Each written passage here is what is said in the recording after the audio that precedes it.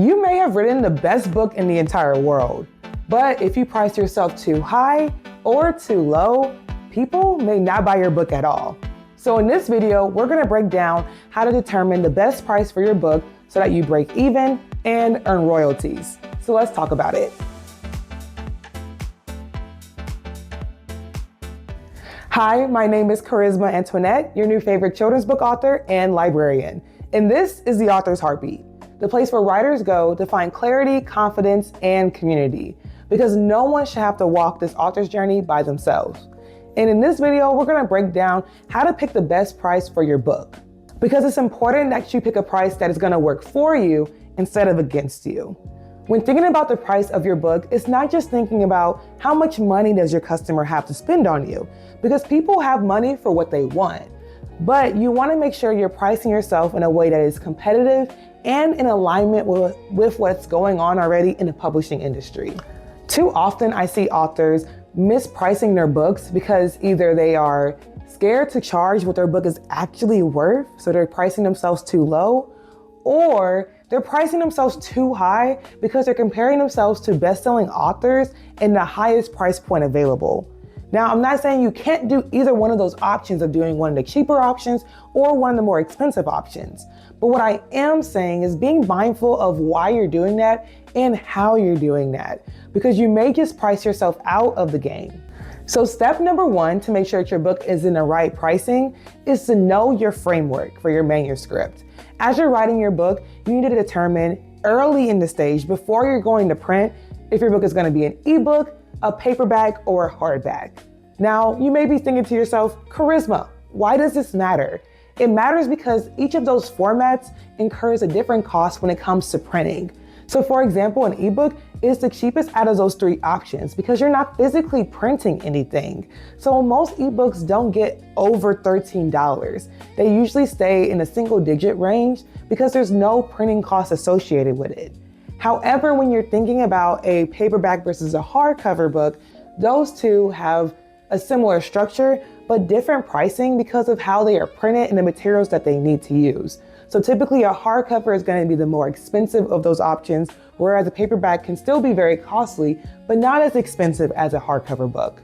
So let's look at some examples. This is a hardcover book. So essentially with this book, you want to keep in mind that because it's a hardcover, it means what it says. The cover is a lot thicker. And because of that, this has to be printed, and the cost to print this is going to be more significant than for a paperback book. So this paperback book that I have, not as hard of a cover, obviously, but they're roughly, in terms of the pages inside the books, roughly around the same on the inside. So the only big difference sometimes when it comes to a paperback versus a hardcover book is this outside material. Yes, it's still a very colorful illustration, but being mindful of the thickness that comes with a hardcover means that it's going to be a lot more expensive. Other things for you to keep in mind beyond just the cover is things like your trim size and your page count.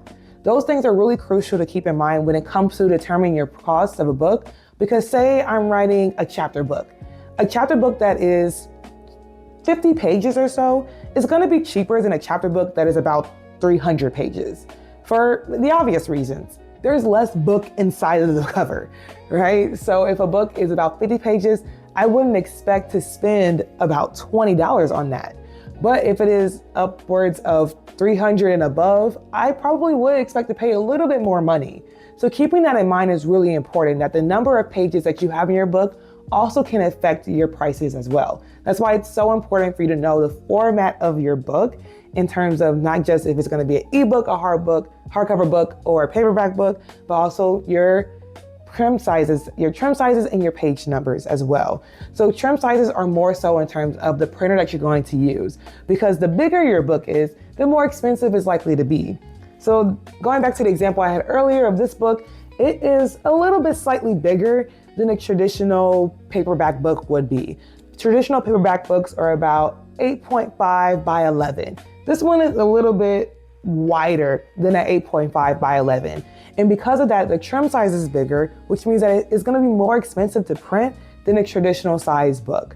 So keeping the size in terms of the length and width of your book in mind is also really important for you to figure out the cost that you're going to incur. Because for this first step of just knowing your format, Your goal is to figure out what is the layout of this book so you can know ahead of time how much it's going to cost you later down the line. And after you figure out what your format of your book is going to be, the second thing I want you to do is research your market.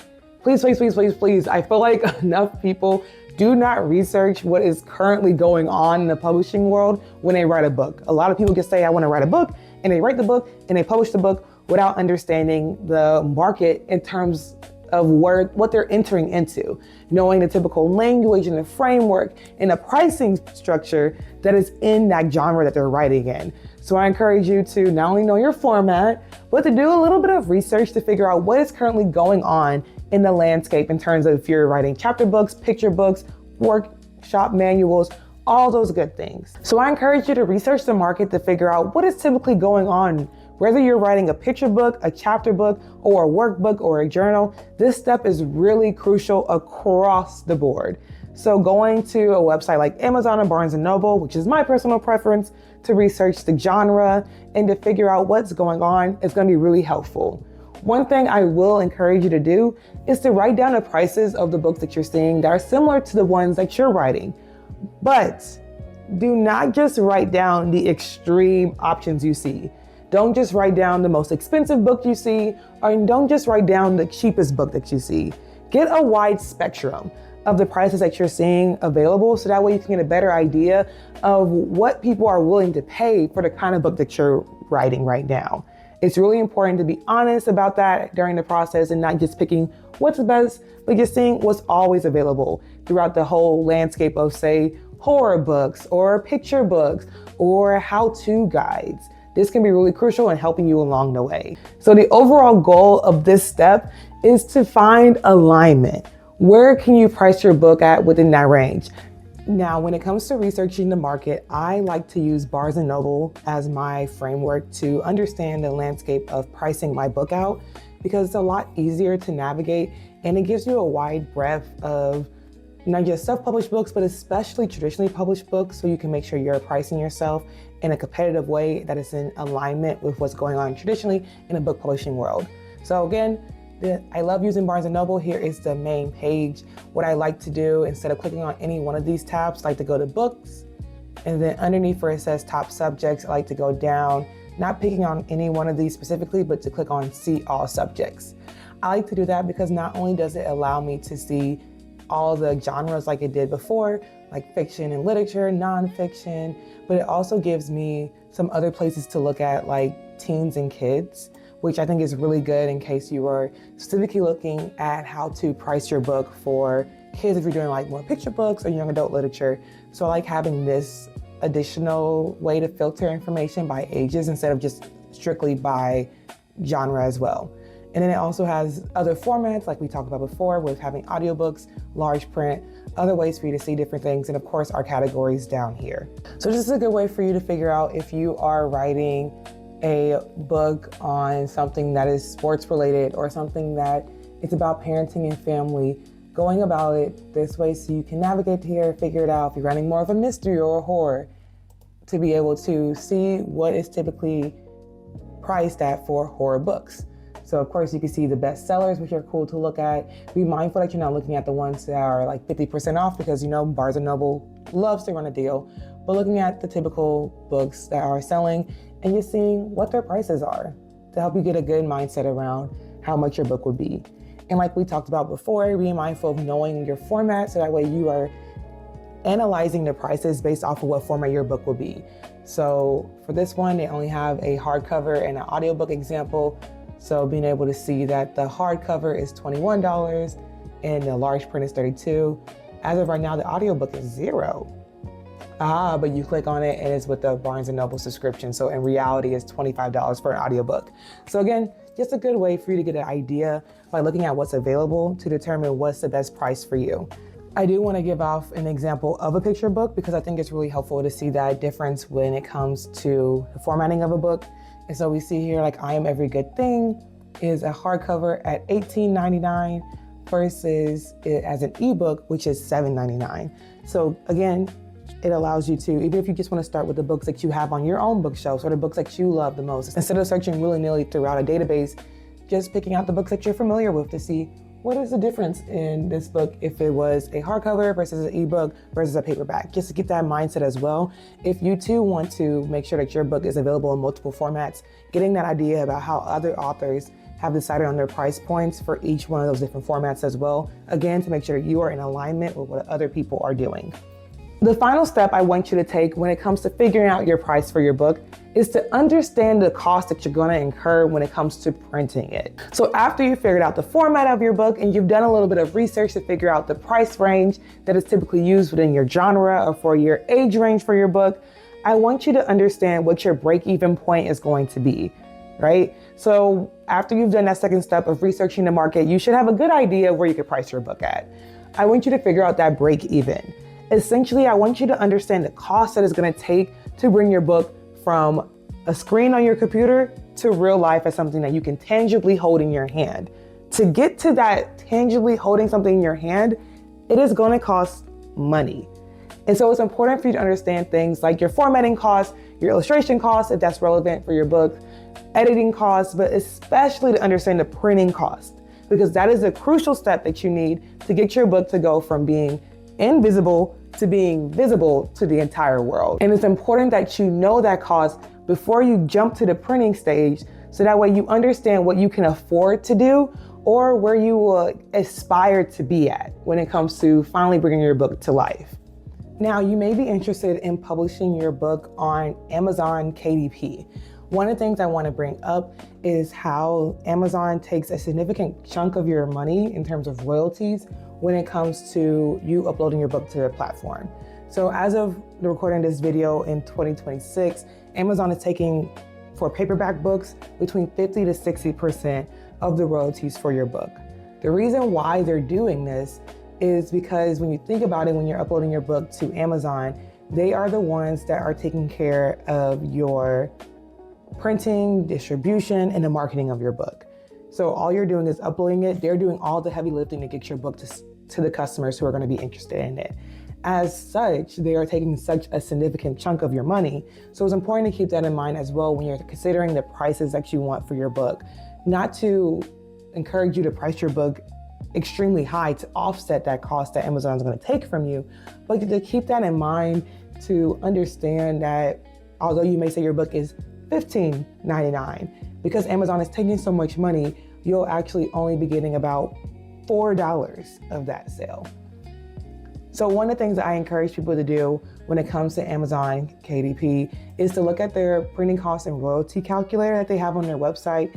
It's a good way for you to just see and figure out, based on how much it's going to cost for you to print your book, market it, all those good stuff, to see what your price point would be after those royalties are taken away. So as you can see, here's the printing cost and royalty calculator.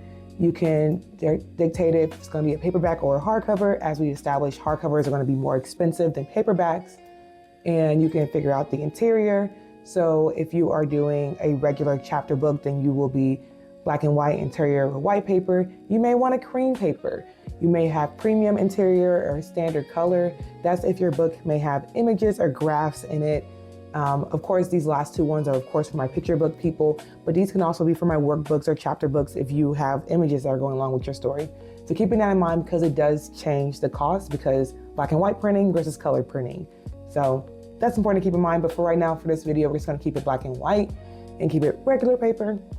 This also goes back to what we were talking about earlier about knowing your trim size, because certain trim sizes are more expensive than others. So just keeping that in mind. Also, just knowing that going through a printer like Amazon or even Ingram Spark, they have a certain parameter of what trim sizes they can and cannot print. So knowing that also allows you to make sure that your book is something that they can actually print at their printers. So putting your unit of measurement and also doing that trim size there. Now, traditionally, like a regular chapter book is standard paper size. So that's about 8.5 by 11 or 8 by 10.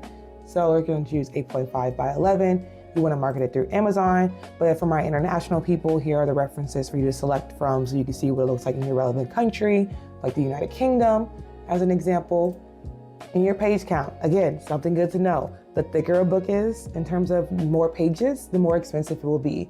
So for our example of doing a chapter book, we're just gonna say that the chapter book is gonna be, let's go with like 150 pages.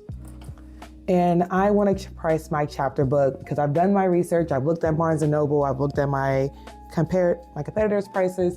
I want my chapter book to be $12.99, roughly about $13.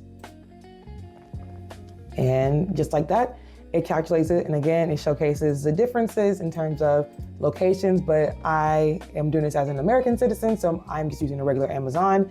So with my list price of $12.99 and with Amazon taking 60%, that in the printing cost over here being about $4, that means I'm probably gonna get about $4 back of that $13 that I wanna sell the book at retail-y. So this is a good visualization for you to understand what that looks like. And of course, these little drop downs showcase to you basically additional information. So this middle one I wanna highlight because it says minimum list price. This is not the price that you get back. Like I said, as I went through the example, I jumped straight over to estimated royalty, right? Skipped over this one. This is the minimum list price, basically meaning that with all the parameters I put in place at the very beginning of this being a paperback book, black and white interior, at this trim size, at this page count, this is the minimum amount I need to sell the book at to cover the printing costs, which means this is how much it's costing them to print it, right? So it's important to know that, keep that in mind as you're working through the process. And this is just a good indicator. If you know you want to publish your book only through Amazon or you want to use Amazon as a framework, this is good for you to know how much you will actually get from Amazon for each book sale. So it could be great to say that you sold 100 books through Amazon, but you're not making 100 times $13. You're making 100 times this $4.25, this $4.24. So just keeping that in mind, it's really helpful to know and to really help you brainstorm and figure out what is the best move for you financially and for your book to generate a profit, but again, to still be in alignment with what the standard price is. The biggest thing I want you to remember from this video is that the price of your book should work for you and not against you. The best way to make sure this is true for you is to know the format of your book, if it's an ebook, a hardcover, or a paperback book, or an audiobook, whatever the version is. Know that version, research the market for that version, as well as the genre that you're writing in to get a good idea of the price points that you should be hitting on, and understand the break-even cost in terms of the royalties that you'll be taking home compared to the people that will be taking it home of the publishing platform that you're using, whether that's Amazon, KDP, Ingram Spark, Lulu, or if you're selling it yourself. Understanding those 3 points is really crucial for you to not only strategically price your book, but for you to be business-minded to understand how much money you will actually make, to also help you break even from the cost that it took you to turn your book into reality. And remember, figuring out your price is not something that you wait for at the very last minute when you're getting ready to upload it to Amazon or Ingram Spark. It's something that you decide very early on by doing your homework and doing your due diligence to figure out what is the best price for you. Leave a comment down below about the genre of book that you're writing and the price point that you're at, so that way other people who are doing similar work to you can figure out where they should price their book at as well to help them along the author's journey. Because every story is worth sharing, especially yours, and I can't wait to see what you write and create. I'll see you in the next video. Bye.